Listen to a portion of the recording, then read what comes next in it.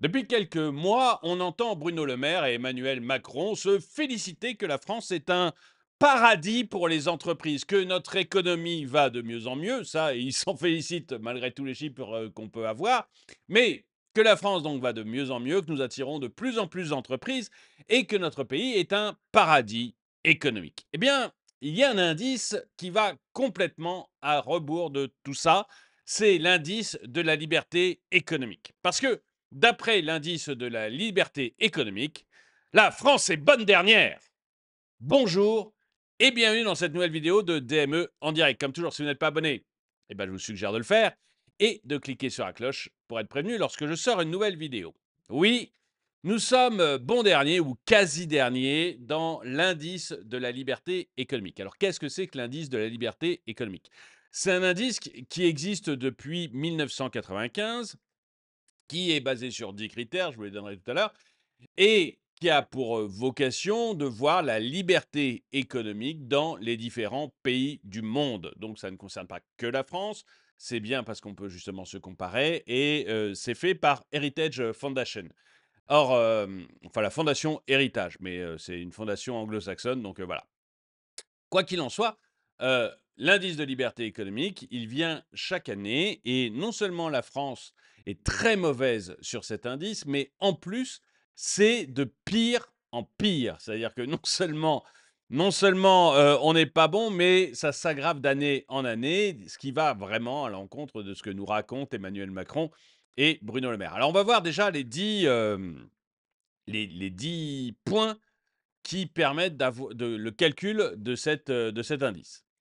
Vous avez la liberté d'entreprise, la liberté des échanges, le poids des taxes et impôts, les dépenses du gouvernement, la stabilité monétaire, la liberté d'investissement, la dérégulation financière, la protection de la propriété privée, la lutte contre la corruption et la libéralisation du travail. Voilà les 10 points qui permettent de calculer cet indice. Et vous allez voir, la France n'est vraiment pas bonne. L'indice de la liberté économique, publié chaque année par l'Heritage Foundation, vient de dévoiler son verdict pour l'année 2024. Et les résultats ne sont guère flatteurs pour la France. Comme un étudiant recevant le bonnet d'âne, notre pays se trouve relégué au 62e rang mondial, loin derrière ses pairs européens. On est très mauvais, même comparé aux autres pays européens. Il faut quand même se rendre compte de ça. Et même derrière certains anciens pays communistes d'Europe centrale et de l'Est.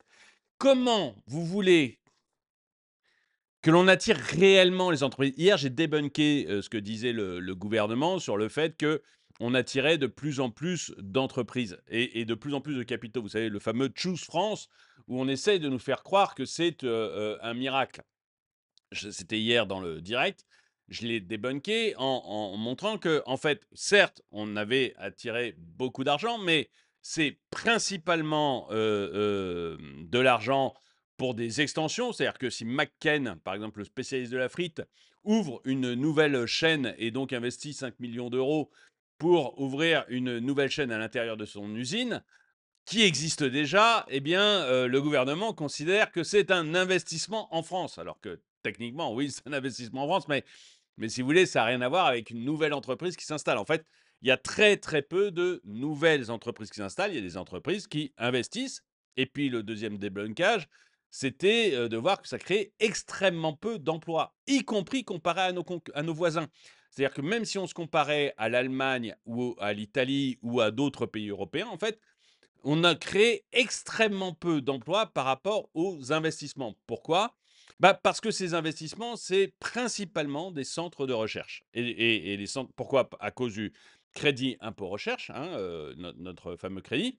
Et en fait, ça attire beaucoup de chercheurs, ça attire beaucoup d'entreprises qui vont mettre leurs recherches en France. Pourquoi? Uniquement parce que, eh bien, ils vont pouvoir passer ça en perte et l'État français prendra une partie de leurs pertes à sa charge. Donc forcément, comme ça, vous attirez les centres de recherche. Mais D'un autre côté, on n'a pas les salariés qualifiés et on n'a pas le droit du travail et on n'a pas le coût du travail qui nous permettent d'être compétitifs par rapport à l'Allemagne et l'Italie. Encore une fois, je ne parle pas d'être compétitif par rapport au Maroc. Je parle d'être compétitif par rapport à l'Allemagne. Vous pouvez me dire que les Allemands sont des pauvres gueux du tiers-monde, mais enfin bon, j'aurais du mal à vous croire. Ceci dit, voilà. Donc, on a vu que hier que malgré Choose France et la gloriole que portait le gouvernement, bah, c'était pas si merveilleux que ça. C'était pas mal parce que malgré tout, on attire de l'argent, donc c'est bien. Mais qu'il y avait quand même des gros bémols en création d'emplois et puis en ce que devenait cet argent. Et puisque c'était la création de l'extension d'entreprises qui existent déjà. Mais là, si vous voulez, c'est renforcé par l'indice de liberté économique. C'est-à-dire que comment vous voulez attirer des entreprises si l'indice de liberté économique est moins bon en France que dans d'anciens pays communistes d'Europe de l'Est? Ça devient compliqué. Ça devient très, très compliqué à gérer et c'est vrai que quand on me dit que la France est un pays libéral, enfin ça me fait marrer. Regardez le poids de l'État dans l'économie, regardez, le poids, des impôts, qui est le plus fort du monde, le poids de l'État dans l'économie qui est l'un des plus élevés, du monde. Regardez, l'indice de liberté économique, vous voyez bien que c'est pas un pays libéral, c'est juste un pays socialiste qui tend doucement vers le communisme. C'est pas du tout un pays, libéral. Donc voilà, donc je reprends ma lecture, on en est à dire que la France fait moins bien que certains pays d'Europe de l'Est, et dans certains, pays, anciens pays communistes d'Europe de l'Est et fait beaucoup moins bien que la plupart des pays européens et donc il est 62e mondial dans la liberté économique.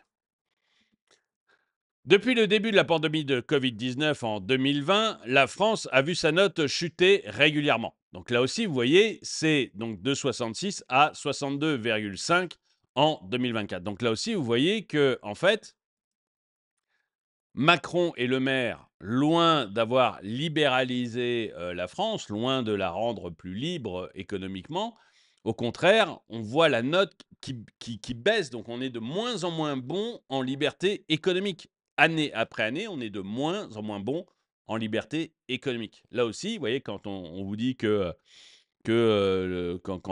Bruno Le Maire vous dit qu'il fait en sorte que la France soit de plus en plus attractive pour les entreprises, c'est bullshit. Quand vous regardez des indices comme ça, vous voyez que c'est bullshit.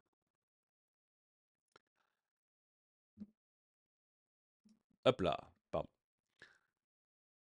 Cette tendance à la baisse n'est pas isolée, mais elle est particulièrement préoccupante pour un pays développé. En effet, la France a toujours peiné à se hisser parmi les premiers de classe en matière de liberté économique depuis la création de cet indice en 1995. En comparaison avec d'autres nations européennes, la France fait pas le figure. Tandis que des pays comme la Suisse, l'Irlande et la Norvège trônent au sommet du classement, notre pays se retrouve relégué au bas de l'échelle. Même la Grande-Bretagne, autrefois fervente défenseur des principes économiques libéraux sous l'ère Thatcher, connaît une chute spectaculaire depuis la pandémie de Covid-19. Pourtant, l'indice de liberté économique ne se limite pas à un simple classement. Il met en lumière une corrélation indéniable entre la liberté économique et la prospérité des nations. Et c'est pour ça que c'est important. Vous voyez, là aussi, vous savez, enfin, ceux qui connaissent la chaîne savent que je suis un libéral et même un libertarien, et que pour moi, l'exemple à suivre, c'est celui de Milei en Argentine. Donc, ou d'Elon Musk, c'est-à-dire vraiment une immense liberté dans tout, eh bien, vous allez voir que quand on regarde cet indice, on s'aperçoit qu'il y a une corrélation très forte entre la liberté économique et la liberté des individus, évidemment, mais aussi la prospérité de la nation, c'est-à-dire le pays qui devient de plus en plus riche, le pays par habitant qui devient de plus en plus riche, et même, vous allez voir qu'il y a une corrélation avec l'écologie. Enfin, la liberté, pour moi, est vraiment le cœur de tout. Vous me direz, vous, ce que vous en pensez dans les commentaires. Donc, corrélation indéniable entre la liberté économique et la prospérité des nations. Les données dévoilées par l'Heritage Foundation révèle que les pays les plus libres économiquement affichent un PIB par habitant nettement supérieur à ceux qui le sont moins. En effet, la moyenne du PIB par habitant en parité de pouvoir d'achat entre les pays les plus libres économiquement dépasse largement celle des pays moins libres. Cette corrélation est frappante. Plus un pays est libre économiquement, plus il est riche, moins ses habitants sont pauvres. Si vous voulez vous en convaincre, vous regardez la Suisse. La Suisse, excusez-moi, j'ai un peu mal à l'œil. La Suisse, dans les années 60, c'était à peu près le même, la même PIB par habitant que la France. C'est-à-dire qu'on était très très proche de la Suisse. Vous aviez le pouvoir d'achat suisse, c'était quasiment le pouvoir d'achat français en 1960.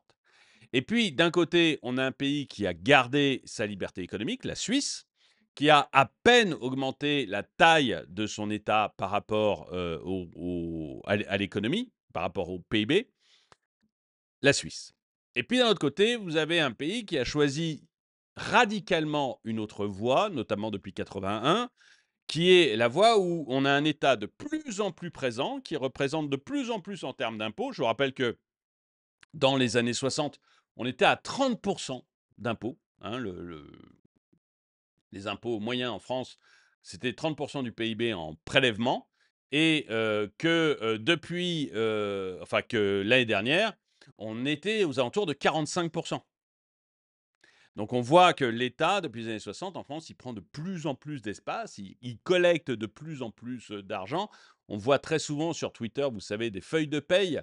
Vous voyez la feuille de paye d'une personne des années 60, les retenues en charges sociales, je crois que c'était... Alors je vais peut-être dire une bêtise, donc retenez pas le chiffre, mais les feuilles de paye qu'on voit, c'est une ligne, 6,5%, ou un truc comme ça. Ouais, c'est vraiment un chiffre ridicule. Et aujourd'hui, vous voyez bien, enfin regardez votre feuille de paye, vous voyez bien la catastrophe que c'est et à quel point l'État pompe de l'argent. Bref, années 60, on a le même pouvoir d'achat que les Suisses et le même PIB par habitant que les Suisses. La Suisse garde son modèle. La France choisit un modèle avec un État beaucoup plus présent, beaucoup plus présent en termes de son poids, lui, sur le PIB, mais également en termes de prélèvements fiscaux, ce qui va ensemble, forcément. Et ce que vous avez, c'est qu'aujourd'hui, un Suisse est 2 fois plus riche qu'un Français. Ce que vous avez aujourd'hui, c'est qu'un SMIC en Suisse est aux alentours de 4 000 €. Le SMIC n'est pas universel, en Suisse, hein, ça dépend des cantons, mais vous avez en moyenne 4 000 €. En France, avec la même et c'est le SMIC. En France, avec la même somme, vous faites partie des 10 les plus riches. Vous voyez comme il y a une corrélation forte entre enfin, comme le fait que plus un pays est libre économiquement, plus il est riche et moins ses habitants sont pauvres. Ça va ensemble. Et c'est vers ça, moi, que j'essaye de me battre. C'est ça que j'essaye de dire dans mes vidéos quand je parle de ça. C'est que laisser les gens libres économiquement, donner plus de liberté économique, avoir un État plus petit, ça ne veut pas dire renforcer la pauvreté. Ça veut dire renforcer la richesse de chacun, parce que l'État n'est pas là pour créer de la richesse, il ne sait pas créer de richesse, il est nul, absolument nul pour ça. La seule chose qu'il sait faire, c'est dépenser bêtement. Alors, ça peut être, enfin bêtement est un mot exagéré, on a besoin d'un État pour la police, pour la justice, pour l'armée, parce que sans ça, bah, la police privée, la justice privée, l'armée privée, on sait que c'est pas top. Donc on a besoin de l'État pour, certains actes régaliens. Mais globalement, pour le reste, il vaut mieux qu'il disparaisse parce qu'il ne sait pas faire. Il ne sait pas faire. On peut à la limite rajouter, à la police, à la justice, à l'armée, un volet éducation, j'en ai souvent parlé, parce qu'on a besoin d'éduquer la population pour la faire monter en compétences et en France, on ne sait pas faire ça, c'est un de nos gros problèmes. Éduquer la population pour la monter en compétences, justement pour, améliorer, sa valeur ajoutée et donc améliorer les revenus de chacun. Et pour ça, la théorie économique nous dit qu'il faut que l'État se charge d'investir pour l'éducation, pas forcément une éducation nationale avec des profs qui sont fonctionnaires et des établissements des établissements publics, mais un État qui finance. Globalement, si vous voulez inscrire votre fils dans un établissement privé, globalement, on peut imaginer que tous les établissements sont privés, que vous choisissiez dans quel établissement vous voulez inscrire votre fils ou votre fille, peu importe où en France, vous choisissez l'établissement dans lequel vous voulez l'inscrire et l'État verse directement à cet établissement une somme qui est 1 000 € par mois, 1 000 € par an, vous voyez, pas plus cher qu'aujourd'hui, hein, mais il verse automatiquement la somme à l'établissement que vous avez choisi. Mais la différence, c'est que vous choisissez et la différence, c'est qu'il y a aussi une concurrence entre les établissements et que chacun a le choix de choisir soit enfin, un rapport qualité-prix, entre guillemets, qui lui convient, c'est-à-dire un rapport entre la qualité de l'enseignement de cet établissement et la complication pour y emmener ses enfants et la proximité, etc. Chacun choisit ce qu'il veut faire. La condition, c'est que les chefs d'établissement aient le choix des enseignants et que, d'un autre côté, il y ait des concours nationaux qui permettent à chacun d'être au courant de la qualité ou non de l'établissement qu'il choisit. Bon, enfin bon, je ne vais pas rentrer dans le détail, mais voilà autre chose que doit faire l'État pour les libéraux. Quant à la santé, ce n'est pas utile que ce soit l'État, il faut juste veiller à ce que chacun soit assuré pour sa santé. Et derrière, vous avez des établissements de soins qui sont des établissements privés, il n'y a pas besoin d'hôpitaux. Mais je ne veux pas rentrer dans le détail là-dessus parce que ça, on en parlera peut-être sur une vidéo spécialement hôpitaux ou des choses comme ça. Là c'est vraiment pas utile parce que c'est un peu polémique et je n'ai pas le temps de développer le sujet. Mais on va revenir donc à l'indice de liberté économique. Plus un pays est libre économiquement, plus il est riche et moins ses habitants sont pauvres.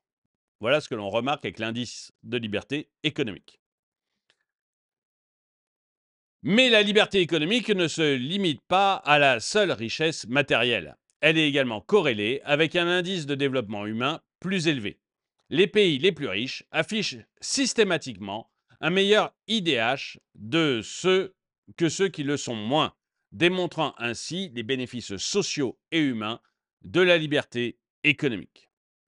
Donc, vous voyez, c'est pour ça que j'aime beaucoup cette liberté économique, hein, c'est que vraiment, dans tous les domaines, c'est un plus.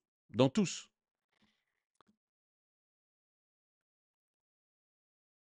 En ce qui concerne l'écologie, et pourtant vous savez que je ne suis pas un fervent écologiste.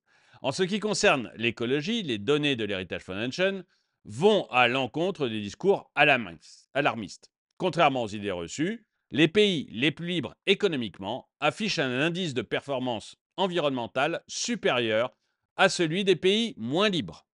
Cette constatation contredit les arguments selon lesquels le libéralisme serait incompatible avec la préservation de l'environnement. Mais ça, c'est des arguments qui vous sont tenus par les verts pastèques. Vous savez, les verts pastèques, c'est ceux qui se disent écologistes, mais qui en fait sont verts à l'extérieur, rouges à l'intérieur. C'est-à-dire que ce sont des gens qui ne se sont jamais remis de la chute du communisme, qui ne se sont jamais remis du fait que partout où ça a été essayé, le communisme a été un naufrage. Quand je dis naufrage, regardez l'état du Venezuela actuellement. Ces verts pastèques ne s'en sont pas remis et du coup, ils utilisent l'écologie comme paravent pour pouvoir faire croire que hors du communisme, pas, point de salut. Enfin, ils appellent plus ça communisme, hein, bien sûr, parce que c'est trop ridicule. Mais hors de leur théorie communiste et marxiste, point de salut. Eh bien, on voit que c'est faux. Quand vous regardez les pays qui sont les meilleurs dans l'indice de liberté économique, les meilleurs pays de l'indice de liberté économique sont ceux aussi qui respectent le plus l'environnement. La France, avec sa dépense publique élevée, sa pression fiscale importante et son déficit public abyssal, se trouve aujourd'hui à la croisée des chemins. Pour sortir de ce marasme économique, il est impératif que le gouvernement prenne des mesures courageuses inspirées des pays qui ont réussi à prospérer grâce à la liberté économique. Car, comme le souligne l'Heritage Foundation, La véritable capacité d'une nation à connaître une croissance et une prospérité durable dépend de la qualité de ses institutions et de son système économique. En somme, l'indice de la liberté économique pour l'année 2024 met en lumière l'importance cruciale de la liberté économique dans le développement et le progrès des nations. La France, en décrochant année après année dans ce classement, devrait sérieusement envisager une réorientation de sa politique économique vers davantage de liberté et de responsabilité individuelle, si elle souhaite réellement prospérer dans le monde économique contemporain. Et c'est un point que je trouve essentiel, c'est-à-dire que on voit bien que la France s'effondre. Enfin, vous l'observez tous les jours. L'État n'est plus capable d'assurer la sécurité de son peuple. Regardez encore l'évasion qu'il y a eu il y a quelques jours. Regardez ce qui est en train de se passer en Nouvelle-Calédonie, qui est un territoire français malgré tout. Euh, c'est carrément la guerre civile. Regardez le nombre d'agressions qu'on a tous les jours. L'État n'est plus capable de gérer le pays, même dans ses bases, dans ce qui le concerne lui, c'est-à-dire la police, la justice, l'armée. Il en est absolument incapable. Et il essaye de nous faire croire qu'il est capable non seulement de gérer l'économie du pays, alors qu'encore une fois, essayer de trouver une belle progression économique qui a été faite par l'État, c'est-à-dire, pardon, vous savez qu'on a maintenant un commissariat au plan, on avait abandonné ça, on l'a remis en route, mais donnez-moi, puisqu'on me parle souvent de l'État stratège, donnez-moi une bonne stratégie de l'État sur les 40 dernières années. Vous voyez, je suis large, hein. 40 dernières années, trouvez-moi une bonne stratégie économique de l'État qui a fonctionné sur les 40 ans. Ne me citez pas le TGV, parce que déjà, non seulement on a été rattrapé par tous les autres pays maintenant, mais en plus, c'est avant Mitterrand, le lancement du TGV. C'est Mitterrand qui l'inaugure, mais l'idée est d'avant. Ne me citez pas le nucléaire, parce que non seulement on a été rattrapé par tous les pays, parce qu'on a eu des dirigeants absolument nuls depuis François Hollande, mais en plus, enfin nuls sur le nucléaire, même avant François Hollande, je pourrais citer Lionel Jospin, mais le nucléaire est quelque chose qui a été lancé par le général de Gaulle, que ses successeurs jusqu'à François Mitterrand ont eu la bonne idée de maintenir à jour, mais c'est une stratégie du général de Gaulle.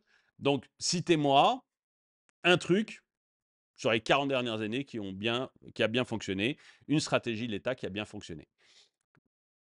Franchement, on ferait mieux d'avoir un État qui s'occupe de ses affaires, qui arrive à assurer notre sécurité et qui nous foute la paix pour le côté économique. On s'en sortirait beaucoup mieux, et en tout cas, c'est ce que nous dit l'indice de liberté économique, qui montre bien que quand un État fout la paix à ses citoyens d'un point de vue économique, c'est-à-dire ne les écrase pas par les impôts, ne les écrase pas par la taille et le poids de l'État, eh bien, on a des pays qui s'en sortent mieux et des citoyens qui sont plus riches. Dites-moi ce que vous pensez de tout ça dans les commentaires, si vous êtes d'accord avec ça ou si vous pensez que c'est un peu grossier et assez faux. Mais dans ce cas, n'hésitez pas à me citer un État qui s'en sort extrêmement bien, tout en ayant un mauvais indice de liberté économique. Et bah écoutez, je vous remercie d'avoir regardé cette vidéo. Mettez-lui un pouce vers le haut, commentez-la, partagez-la. Merci à tous ceux qui soutiennent la chaîne. Et moi, je vous dis à très bientôt.